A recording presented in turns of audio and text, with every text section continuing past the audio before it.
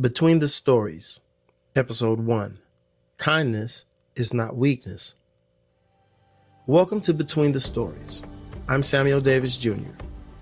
If you've been listening to law enforcement encounters raised in Vallejo, proven in Sacramento, you've heard the stories.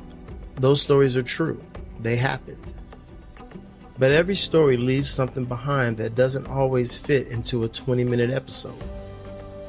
A lesson, a question, a realization. That's what Between the Stories is about.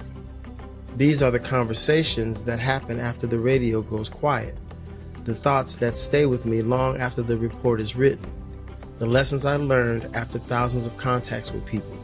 Because sometimes the greatest lesson isn't found in the call itself. It's found between the stories. One of the biggest misconceptions people have about law enforcement is that kindness somehow makes an officer weak. Nothing could be further from the truth. In fact, I believe kindness is one of the greatest strengths an officer can possess. During the patrol years, I spent 17 years working the streets of Sacramento. I also spent years working community-oriented policing philosophies and strategies for the Sacramento Police Department. During that time, I contacted literally thousands of people. Not hundreds, thousands. Traffic stops, field interviews, calls for service, victims, witnesses, suspects, children, parents, people having the worst day of their lives, people who simply needed someone to listen. Now think about that for a second. If you contact thousands of people throughout your career, what do you think the outcome should be? Do you think every encounter ends in an arrest? 500 arrests? 250 arrests? No. The encounters don't end that way. Most end with a conversation, sometimes with advice, sometimes with education, sometimes with a warning, sometimes with enforcement. Every encounter is different. People often assume police work is mostly about making arrests. It isn't. It's about making decisions. Out of the thousands of contacts during the patrol years, I made arrests when they were necessary. But what stands out to me today isn't the number of arrests, it's something else. Not one person ever tried to fight me during an arrest or a detention. Some people tried to run, some people ran. That's different.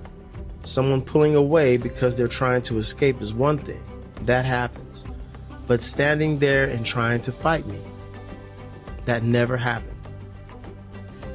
I've thought about that many times over the years. Why? I believe it was my demeanor. From the very beginning of the patrol years, every day was about learning people and understanding human behavior. Every contact taught me something. Every conversation taught me something.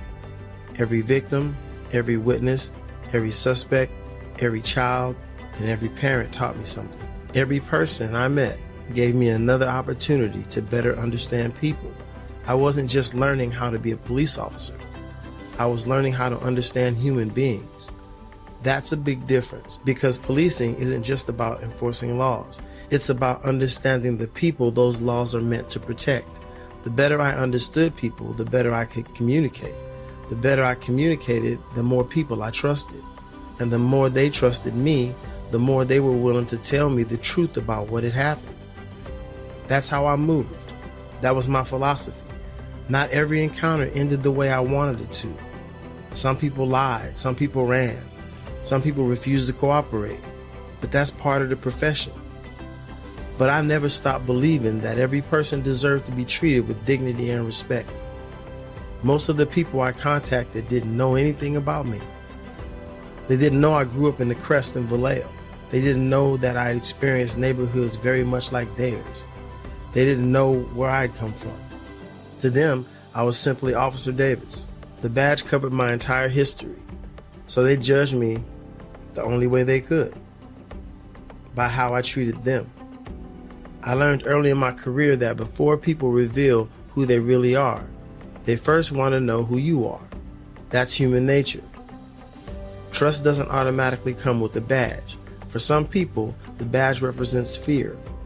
For others, it represents a bad experience. Some carry stories passed down through generations. Some have been told not to trust the police.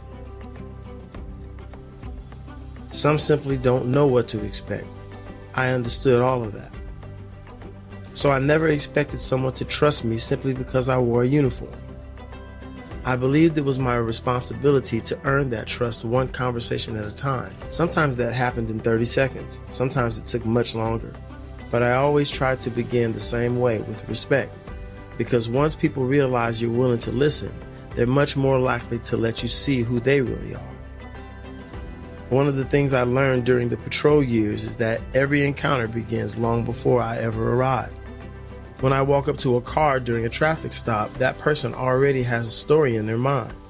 Maybe they had a bad experience with law enforcement years ago. Maybe a family member told them stories growing up. Maybe everything they know about policing comes from television, social media, or something they saw on the internet. Whatever that story is, it walks into the encounter with them. The same is true for the officer. Every officer has experiences that shape the way they approach people. Some have been lied to countless times. Some have been assaulted. Some have seen things most people will never see. Those experiences become part of them too. So when an officer and a citizen meet on the side of the road, it isn't just two people meeting. It's two life experiences meeting. That's why communication matters so much. As officers, we have the opportunity to make the encounter better or make it worse. Our words matter. Our tone matters. Our patience matters. At the same time, citizens have a responsibility too. If you're stopped by the police, you're not helping yourself by immediately becoming angry or assuming the officer's intentions. Give the encounter a chance. Listen. Answer the questions. Allow the officer to do the job they're there to do. Most encounters end without an arrest. Many end without a citation. Sometimes they end with nothing more than a conversation. I've had people thank me for treating them with respect, not because I let them off the hook, not because I ignored the law, but because they felt heard. They felt like I saw them as a person before I saw them as a violation. Sometimes I issue a warning instead of a citation. Sometimes enforcement was necessary. Every situation was different. But what never changed was this. I wanted people to walk away knowing they had been treated fairly. Maybe that one encounter changed the way they viewed law enforcement. And maybe it didn't.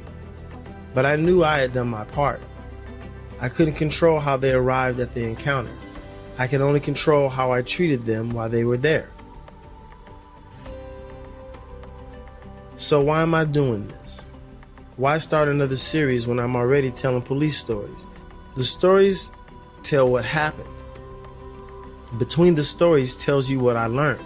There are things I can explain in 5 or 6 minutes that might never fit into one of my stories. Sometimes it's about kindness. Sometimes it's about fear. Sometimes it's about leadership. Sometimes it's about making a difficult decision. Sometimes it's simply about understanding another human being. I've reached a point in my life where I realized something. I've watched officers I worked beside retire. I've watched others pass away. Time has a way of reminding you that your greatest contribution isn't measured by the number of arrests you've made. It's measured by what you leave behind for the people who come after you. People sometimes ask me how I remember so many details. The truth is, I wrote them down. During the patrol years, there were nights on graveyard shift where the city became quiet. Instead of looking for something to do, I'd find a quiet place to park. Sometimes it was at the church parking lot. Sometimes it was just an empty parking lot. I'd sit there with the notebook and write. I'd write about the calls. I'd write about people. I'd write about the lessons. I'd write about the mistakes. I'd write about the things I never wanted to forget. At the time, I didn't know why I was writing so much. I just knew I needed to get those thoughts on paper. Now, decades later, I understand. I wasn't just writing to remember the past. I was preparing for the moment, this moment. I was preparing to share these experiences with people who may never wear a badge, with people who are thinking about wearing one, and with officers who are just beginning the journey, that's what Between the Stories is. It's not another police story. It's a conversation. One person sharing what a lifetime of policing, teaching, and living has taught him about people. If these conversations help a future officer treat one person with a little more patience, if they help one citizen better understand the encounter with law enforcement, if they help both sides leave with a little more respect for one another, then every one of these conversations will have been worth it. I'm Samuel Davis Jr., and until next time, remember this. Kindness is not weakness, it's strength under control, and sometimes it's the very thing that changes an encounter before it ever becomes a confrontation.